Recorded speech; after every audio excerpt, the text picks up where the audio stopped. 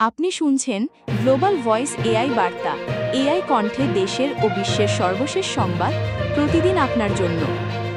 Gaza Hamas সংঘাত, আলোচনার চেষ্টা চলছে, তবে পুঁজি এখনও দৃঢ় নয়। যুক্তরাষ্ট্র ইসরায়েল শীর্ষ বৈঠকে ৬০ দিনে ঝুঁটি ও বন্দি মুক্তির প্রস্তাব চূড়ান্ত করতে চায়। ইরান ও ইয়েমেনের হুতি সংঘাত দ্বিতীয় সারিতে আছে, তবে পুরো অঞ্চলে অস্থিতিশীলতা বাড়ছে। বৈশ্বিকভাবে ব্যাপক প্রতিক্রিয়া ও চাপ মধ্যপ্রাচ্যে যুদ্ধবিরতি ও শান্তিপথে এগিয়ে যেতে সাহায্য করছে। ১. গাজা ও হামাস ত্রুটির আলোচনার অবস্থা। ইরাক অধিবেশন। সম্প্রতি দোহায় ইসরায়েল ও হামাসের মধ্যে মধ্যস্থতাকারী পন্থায় ত্রুটি আলোচনা হয়, তবে পর্যাপ্ত অঙ্গীকার ক্ষমতা না থাকায় সঠিক চুক্তি হয়নি।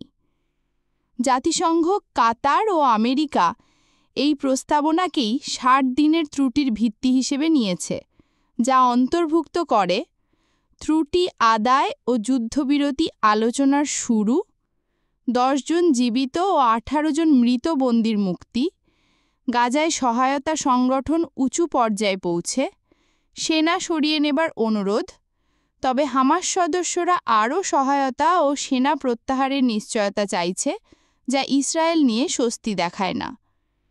২. ট্রাম্প নেতান্যাহু বৈঠক ও মধ্যপ্রাচ্য কূটনীতি।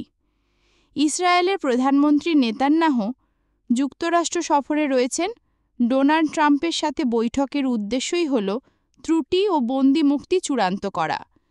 ট্রাম্প আশা করছেন এই সপ্তাহেই চুক্তি হতে পারে, যা সমর্থন করেও নেতান্যাহু। বৈঠক চলাকালে বড় বিষয়ের মধ্যে রয়েছে গাজায় ৬০ দিনের যুদ্ধবিরতি ও বন্দি প্রত্যাবর্তন, মানবিক সহায়তা এবং পরবর্তীতে স্থায়ী শান্তি প্রক্রিয়ার সূচনা। ৩. গাজা ও অন্যান্য সশস্ত্র সংঘর্ষ। গাজা সীমান্তে ইসরায়েলি বিমান ও স্থলবাহিনী আক্রমণ অব্যাহত রেখেছে। গত কয়েকদিনে বিভিন্ন এলাকায় ৩৮ থেকে ৮২ জন পর্যন্ত ফিলিস্তিন প্রাণ হারিয়েছে। ইরান ও ইসরায়েলের মধ্যে যুদ্ধ চলছে। ইসরায়েল সম্প্রতি ইরানীয় স্থাপনায় হামলা চালিয়েছে, যার কারণে ইরান অন্তত ৯৩৫ জনের মৃত্যুর দাবি করেছে। এই তাৎক্ষণিক যুদ্ধ জুন ২৪ তারিখে স্থগিত হলেও তা এখনও স্থায়ী নয়। ইয়েমেনের হুতি গোষ্ঠীকে ইসরায়েল বারবার বিমান ও সামুদ্রিক হামলা করছে। গত বছর মে থেকে আক্রমণ অব্যাহত রয়েছে। ৪. আঞ্চলিক ও আন্তর্জাতিক প্রতিক্রিয়া। ব্রিক্স সামিটে ইসরায়েলের বিরুদ্ধে সমালোচনা উঠে এসেছে, বিশেষত ইরাক, ইরানের ওপর হামলা ও গাজার অবস্থা সংক্রান্ত। নিউজিল্যান্ড ইসরায়েলি, ফিলিস্তিনি ও ইরানিদের প্রায় ৩০০টি ভিসার জন্য আবেদন পেয়েছে, যা বর্তমান সংঘাত পরিস্থিতির প্রেক্ষাপট তুলে ধরে। আপনারা দেখছিলেন গ্লোবাল ভয়েস এআই বার্তা। আপডেট পেতে চ্যানেলটি সাবস্ক্রাইব করুন, লাইক দিন, শেয়ার করুন। দেখা হবে পরবর্তী প্রতিবেদনে। ধন্যবাদ।